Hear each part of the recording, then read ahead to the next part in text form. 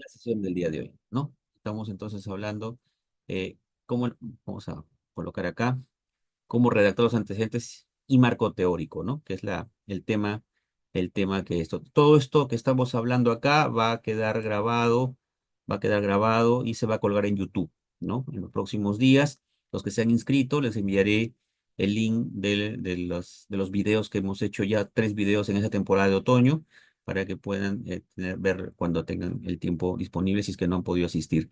Aunque cuando uno participa en los webinars, uno puede participar y preguntar directamente con el expositor y aclarar directamente sus dudas, ¿no? Bueno, entonces, continuando con esto, redactar los antecedentes. Los antecedentes normalmente son 10 antecedentes que uno escoge para elaborar. Estos 10 antecedentes se dividen en dos, los internacionales y los nacionales, ¿no? 5 nacionales, 5 internacionales, ¿no? Ahora, pueden ser artículos de investigación o pueden ser tesis de investigación. Tesis, obviamente, si estoy haciendo una tesis de posgrado, de maestría, pues mis antecedentes tienen que ser antecedentes de tesis de posgrado, ¿no? Y si son artículos, bueno, ahora el mercado pide más, pide más que hagamos artículos como antecedentes, ¿no? Piden más antecedentes. ¿Locales cuenta? Sí, claro, pueden ser tesis nacionales o artículos nacionales, ¿no? Y eso hay bastantes revistas, al menos en ingeniería, hay bastantes revistas que se pueden tomar de referencia, ¿no? Donde hay artículos nacionales. Ahora, como les digo, hay algunas guías de elaboración de tesis donde dicen exclusivamente que sean de Scopus o de Web of Science, ¿no? Y Cielo, ¿no? Como artículos de investigación. Otras de repente no exigen eso, simplemente que sean artículos nacionales, pueden ser de Latindex 2.0, pueden ser de Redalic, puede ser también Redalic. Entonces, en ese aspecto hay que leer la guía de la universidad en cuestión para poder saber qué grados de libertad me da, ¿no? Ahora, cuando uno escoge antecedentes, uno, como ya lo dije en la sesión de título, uno escoge 2 variables. Entonces, en tus antecedentes puedes mencionar, ¿no? Los artículos donde están las 2 variables. Tú ya te das cuenta, ya puedes estar hablando, si por ejemplo escogiste, se me ocurre SMET, ¿no? Y mejorar la productividad. Entonces puedo hacer antecedentes donde tengo SMET, casos de SMET, y por otro lado, ¿no? Artículos que hablen de productividad, ¿no? Entonces podría dividirlo. Y aún más, inclusive las dimensiones que estoy usando en mi tesis, puedo buscar artículos que tengan esas dimensiones en esas artículos o tesis que estoy usando de antecedentes, en nacionales como en internacionales. Y sí vas a encontrar mucho. Ahora, otro tema que también puedes incluir, por ejemplo, estás tú hablando, por ejemplo, una tesis del sector pesca, por ejemplo, ¿no? Estás haciendo una tesis del sector pesca, ¿no? Y tú puedes colocar un artículo o una tesis que hable justamente de la pesca, la productividad, y obviamente con eso estás teniendo un ambiente más grande, más artículos para poder escoger tus antecedentes, ¿no? Eh, algunos me están preguntando, algunos por WhatsApp me están preguntando, 10, ¿cómo encuentro 4, antecedentes relevantes para mi tesis en la base de datos confiables?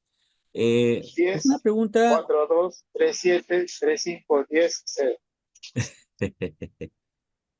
Listo. Por ejemplo, me preguntan sobre antecedentes relevantes, ¿no? Normalmente, si la universidad les da un acceso a su librería, su biblioteca de libros digitales, de artículos digitales, ¿no? Entonces, uno entra con su acceso, su correo electrónico y su acceso, entra a la biblioteca virtual de la universidad en la cual te encuentras y ahí están las bases de datos, ¿no? Ahí nos pregunta, antecedentes tiene que tener sobre 2 variables, no necesariamente, ¿ah? Respondiendo a John, los antecedentes, sería excelente que el antecedente tenga las 2 variables, la variable independiente y la dependiente, pero muchas veces en los artículos no se encuentra eso. Si tu universidad te permite también tesis, entonces de repente pueden haber tesis que sí tengan las 2 variables. Puede ser, puede ser. y sería excelente, pero no siempre es así. Con que tenga una variable, esta tesis o este artículo que estás tomando como fuente de información, como antecedente, pues muy bien, ¿no? Recuerda que los antecedentes sirven para hacer la discusión hacer la discusión de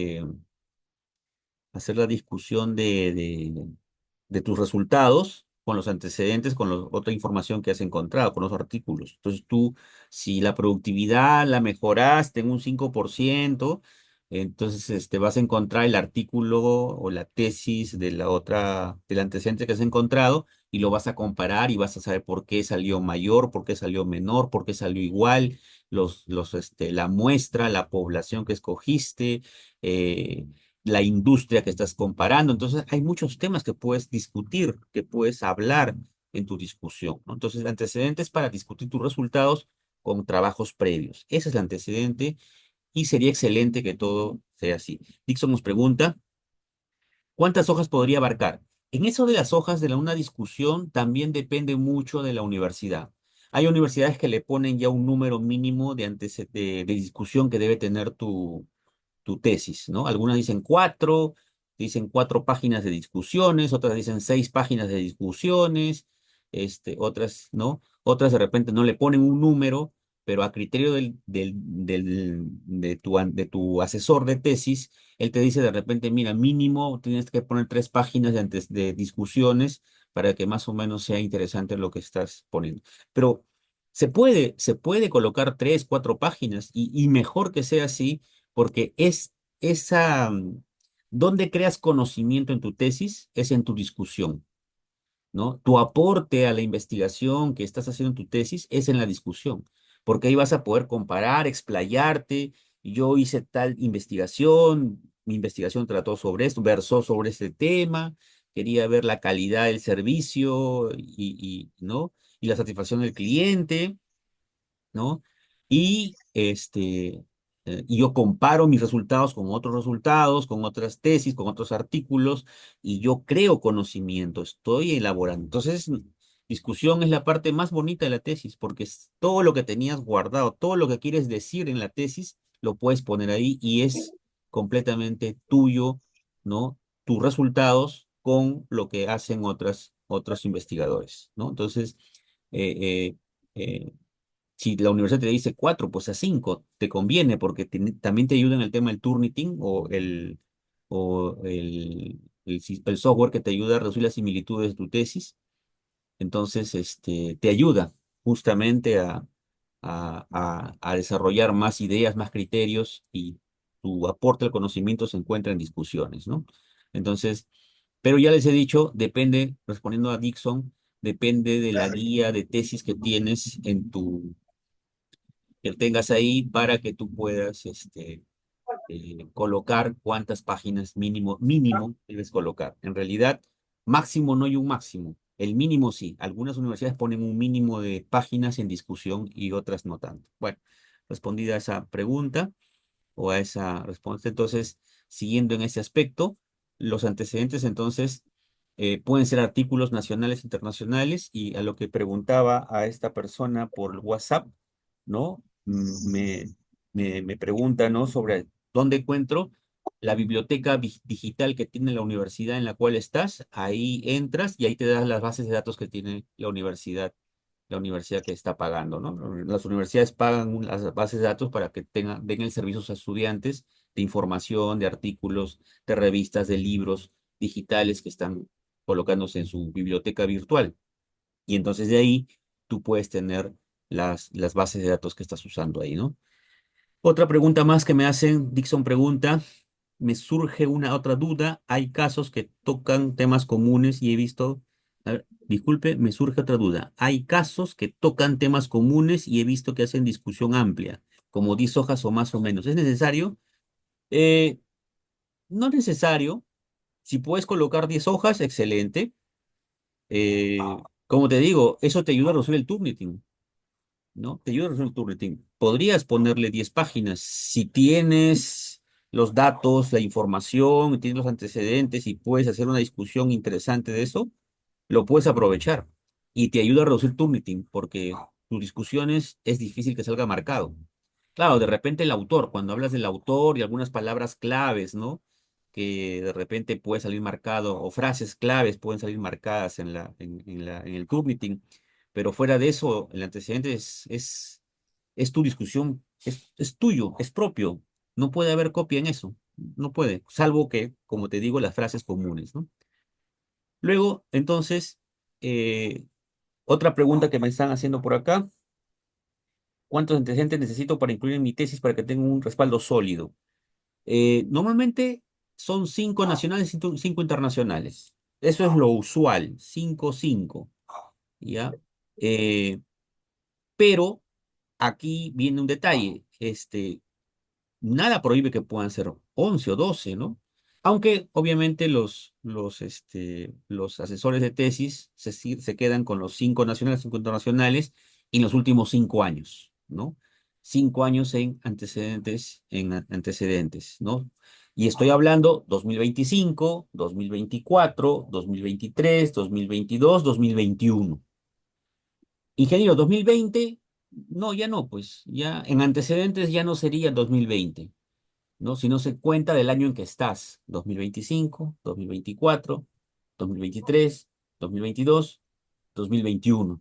Entonces, 2021 serían tus antecedentes que podrías colocar. En antecedentes, ¿sí? 5 años de antigüedad, ¿no? Tanto en nacionales como internacionales, y si tu universidad lo permite, en tesis o en todo caso artículos, que es lo más común. Ahora casi todos piden artículos, ¿ah? Más que tesis, piden artículos.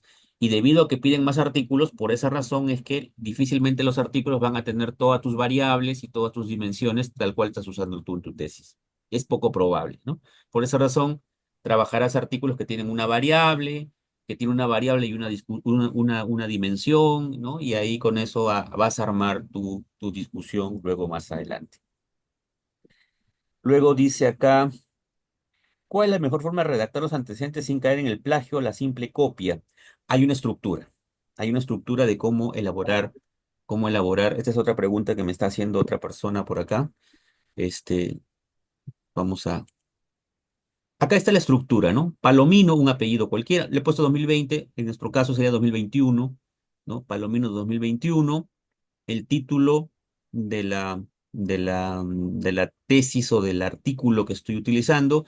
Sin embargo, y acá nuevamente depende de su asesor que tengan ustedes, ¿no? Algunos asesores le pide que ponga el título de la tesis o el artículo que estás utilizando, otros ya no te piden eso, ¿no? Pero tesis para obtener título profesional, antes se colocaba esto, algunas veces ya no es tan importante colocar eso. De repente sí, en internacionales, algunas veces les piden de qué país es, ¿no? Por ejemplo, Palomino, con respecto a Palomino, tesis o artículo hecho en México, ¿no? En México, 2021, la investigación tuvo como finalidad el impacto generado, etcétera, ¿no?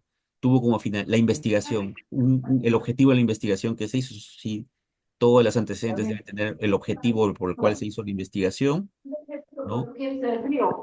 Un momento, ¿no? Eh, para así mejorar, ¿no? La eficiencia, la eficacia. La investigación tuvo como metodología de investigación, hay que definir cuál es la metodología de investigación que se está usando, aplicada, descriptiva, correlacional, depende de qué tipo de investigación se hizo, cuantitativa, cualitativa, la población fue, la muestra fue, los resultados obtuvimos, la conclusión. Inclusive podría colocarse el tipo de muestreo que se hizo, ¿no? De repente el muestreo simple, muestreo sistemático, cómo fue la técnica que usé para recoger los datos que estoy usando, ¿no? De repente, describo la técnica que usé para recoger los datos, podría también ser importante colocarlo en antecedentes, ¿no? Muchas veces en el resumen del artículo de la tesis está explicado ahí eso. A veces no está. A veces el autor del artículo no lo puso, pero otros artículos, de Cielo, de Web of Science o de Scopus, aunque más de Cielo lo he encontrado, ¿ah? Está el resumen, así como lo vemos acá más o menos, el artículo, sale esta información, ¿no? Te lo pone directamente ya en el resumen, ¿no? Otros de repente optan por otro estilo, ¿no? Así que algo que pueden hacer es revisar el resumen de la tesis o del artículo y ahí vas a encontrar la estructura que estamos viendo acá, ¿no? Donde podemos ver el objetivo de la investigación, o tuvo como finalidad la metodología de investigación, la población, la muestra, resultados, la conclusión y recomendación. Muchas veces está todo eso en el resumen de la tesis o del artículo, ¿no? Como les dije, algunas veces no lo está. De repente no es un artículo que sea para ti relevante y mejor no incluirlo, ¿no? Pero muchos artículos sí lo tienen, así que una lectura rápida al resumen y ahí te vas a dar cuenta esto. Ah, obviamente no puede ser copiado y pegado, porque como se entenderás, el parafraseo es importante.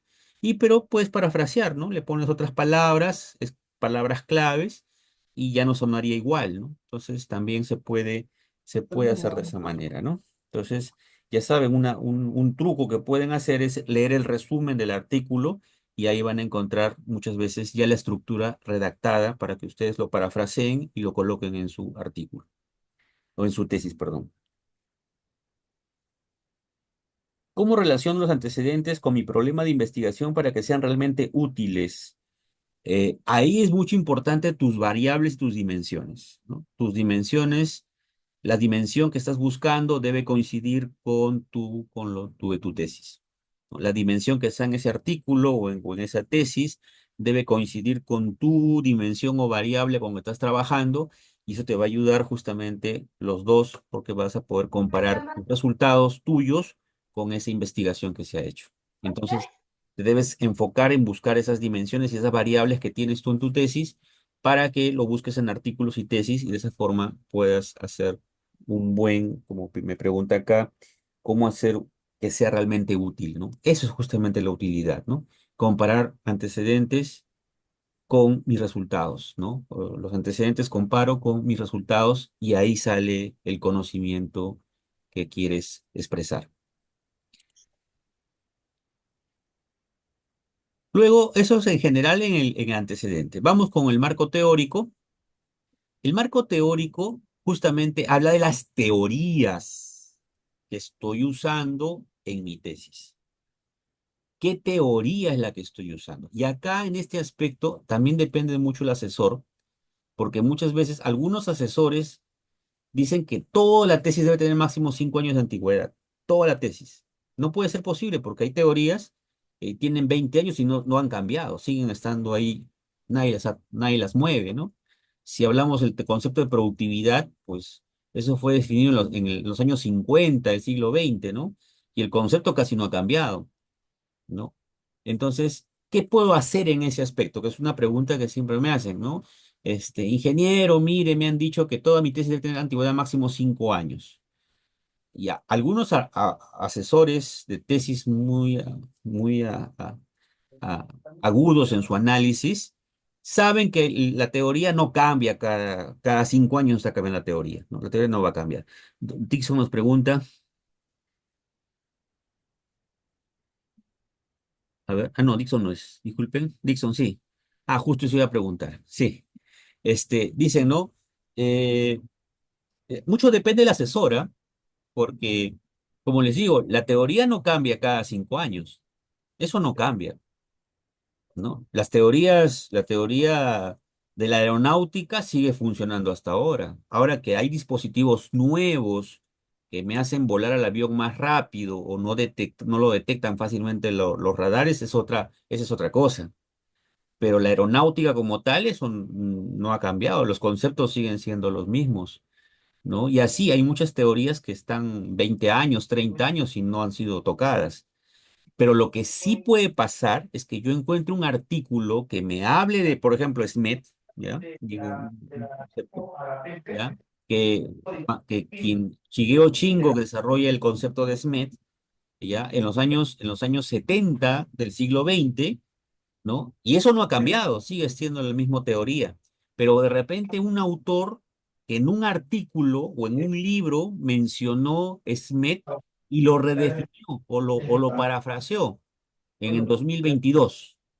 Pero es lo mismo, o sea, el concepto como tal no se ha movido, pero alguien por ahí lo parafraseó, dijo otra cosa, algo más, le agregó algo más, o dijo, esta teoría fue sacada del sector automotriz y lo estoy aplicando en farmacéutica, en un artículo, ¿no? Y bajo ese concepto le pone algunas palabras nuevas, algunos conceptos nuevos, algunas ideas nuevas, y fue tomado en 2022 y lo puedo tomar de ese año, los cito 2022, 2023, citado de tal artículo, porque eso sí puedes encontrar, gente que ha recopilado artículos de últimos años y de ahí los cita y no es que la teoría haya cambiado, sino es que alguien lo está aplicando en otra industria o en un sector, una empresa grande, una empresa pequeña, ¿no? Y lo que está haciendo es simplemente, lo que está haciendo simplemente es eh, redefinirlo,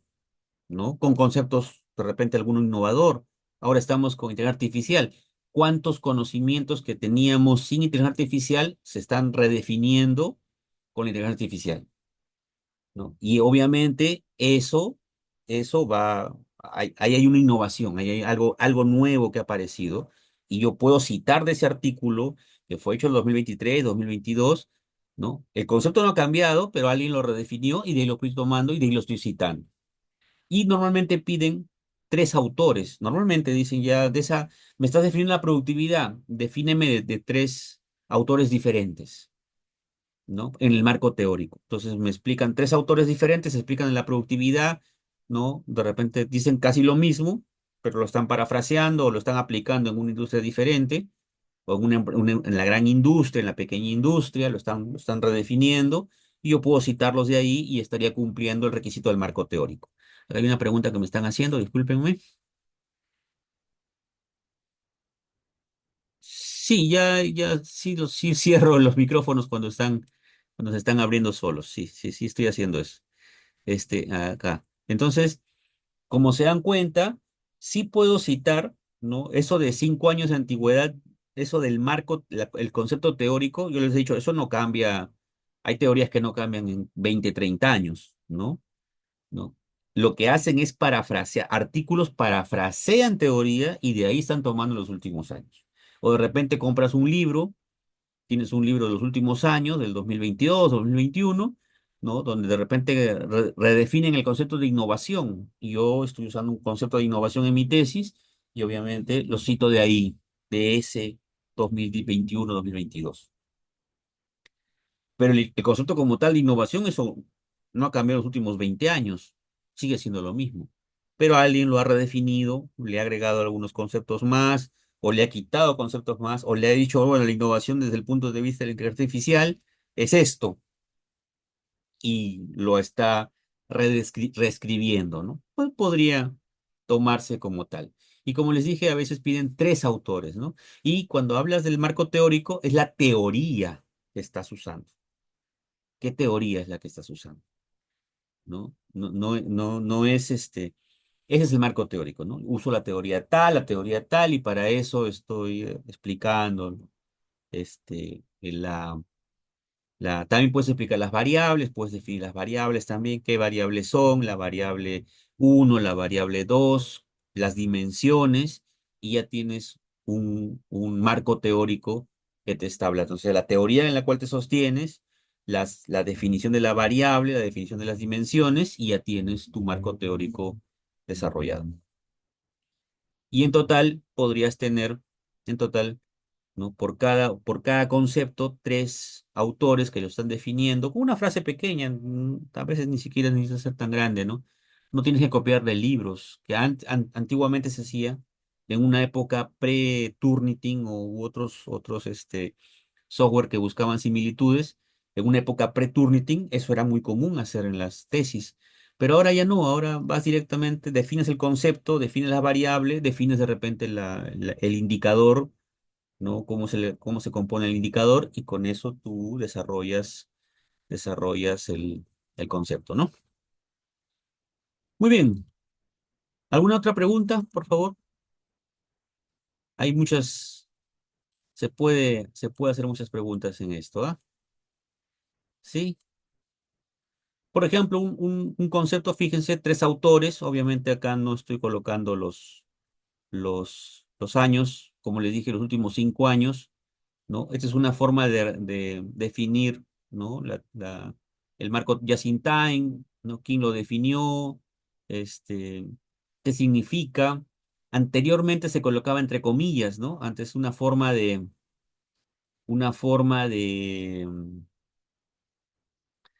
citar era colocando entre comillas, ¿no? Para decir que estoy copiando exactamente del libro, pero ahora ya no se usa eso. Ahora todos citas indirectas, ¿no?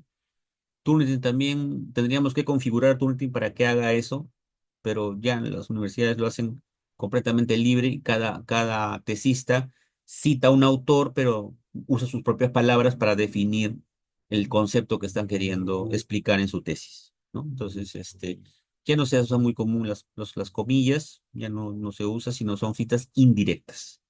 Y puedes colocarlo al final, y fíjate que cuando es al final, abres paréntesis, colocas el apellido, coma y el año y cierras paréntesis. También hay citas que están al comienzo, creo que por acá puse un ejemplo, ¿no? Palomino, abre paréntesis 2020, ¿no? Y luego el texto que quieres colocar, ¿no? Fíjate que hay dos formas de citar, incluso dos formas de citar que estás observando acá, ¿no? Puedes también colocar dos, tres autores, ¿no? Dos o tres libros, dos o tres autores, ¿no? Que estaría citándolo, ¿no? Hablando, ¿no? De varios autores sobre un concepto que quieres definir, ¿no?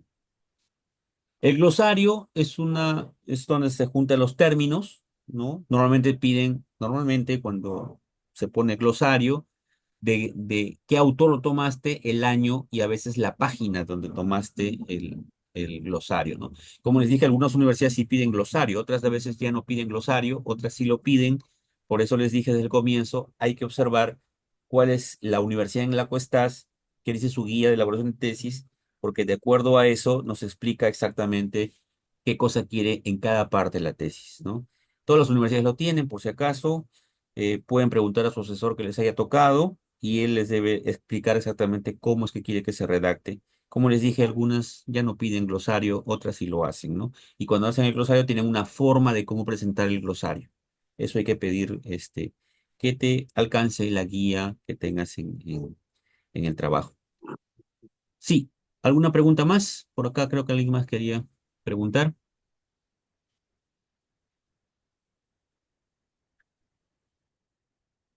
Creo que nadie más. Por el momento creo que nadie más.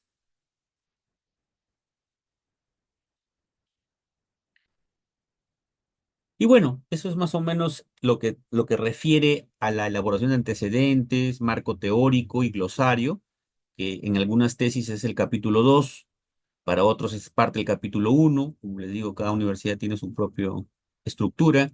Hay otras tesis que he encontrado de otras universidades fuera de Lima, más en provincia, que tienen otra estructura. A veces ya ni siquiera ponen antecedentes, ¿no? Pero eso ya depende de cada uno, ¿no? De cada quien. Entonces, si no hay más consultas, creo que no hay nada más. Un tema que crean conveniente para tocar las próximas, cuando termine ese ciclo de conferencias y colocar como tema de webinar. De repente me gustaría saber si alguno propone algún tema. Aló, aló, Sí, John. ingeniero Montoya, buenas noches. Buenas noches con todos los presentes. ¿Qué tal? ¿Cómo están? Creo que hay mucho silencio en la sala. Pero bueno, la verdad, señores, lo que acabamos de escuchar, un tema bastante interesante, fácil de explicar, pero a veces difícil de hacer la parte de los antecedentes. He visto, he tenido la experiencia de que algunos estudiantes tienden mucho a estresarse con esta parte de antecedentes, uno hasta buscar, ¿no? El artículo, incluso a veces la tesis, que es más fácil, y a veces tardan mucho, se estresan bastante. No tienen las partes, ¿no? de lo que es un antecedente, que es facilito. Inicia con una cita, ¿no? Como estaba explicando el ingeniero Montoya, Luego, depende a la universidad si requiere el título o no del artículo o tesis. Viene su objetivo, la parte metodológica, ¿no? Puedes incluir ahí lo que es la población, viene sus resultados y al final una conclusión. Como estrategia que les dio el ingeniero Montoya, pues en algunas tesis todo lo encontramos en el resumen. Son estrategias ya que le va desarrollando ya el estudiante, ¿no? El tesista. Miren, señores, creo que este lunes, para los que son Universidad César Vallejo, ya el lunes o martes creo que inician las clases. Y bueno, tenemos creo un comentario por acá. Se me va el internet un poco. Dice, uy, no logro. A ver, sí me pasa eso. Dice, ¿cómo? Concatenar un párrafo en el siguiente para que cuando vuelva a leer tenga sentido. Ah, claro. Nos hacemos muchos problemitas a veces, simplemente es guiarnos en la estructura de un antecedente.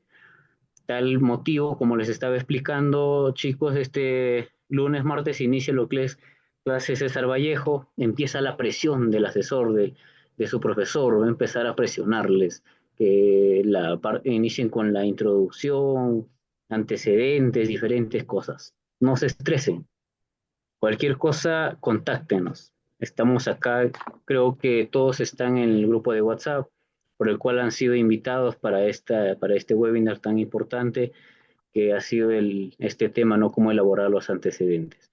No se pierdan, chicos, el próximo miércoles estaremos con otro webinar. El título, bueno, el tema será los objetivos de la investigación. ¿Cómo nosotros tenemos que plantear estos objetivos? Si van a ser un objetivo general, dos específicos, tres específicos, en ese webinar estará hermoso. Cualquier cosa, chicos, como les vuelvo a repetir, a través del grupo de WhatsApp, contáctenos, pídenos ayuda. Nosotros estamos acá para apoyarles, para quitarles un poco el peso de encima, para poder brindarles alguna asesoría, algún apoyo en esta parte académica. Así es. ¿Alguna otra consultita tal vez de parte de los asistentes? Estamos aún para poder absolver todas sus dudas. Les leemos. Tal vez no quieren participar por micrófono, tenemos el chat. Y tenemos el chat. De igual manera, claro, voy a compartirles el enlace del grupo de WhatsApp, tal vez alguno no está, para que nos puedan contactar por cualquier duda.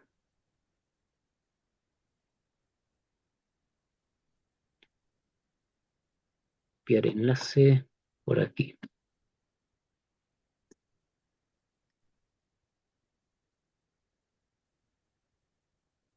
Listo, chicos. Le estoy compartiendo a través del chat el grupo de WhatsApp, que se pueden unir y estamos ahí atentos a sus mensajes de ustedes. También tenemos aquí en la pantalla, pues, ¿no? El número de teléfono que pueden contactar directamente, el correo electrónico y también la página web.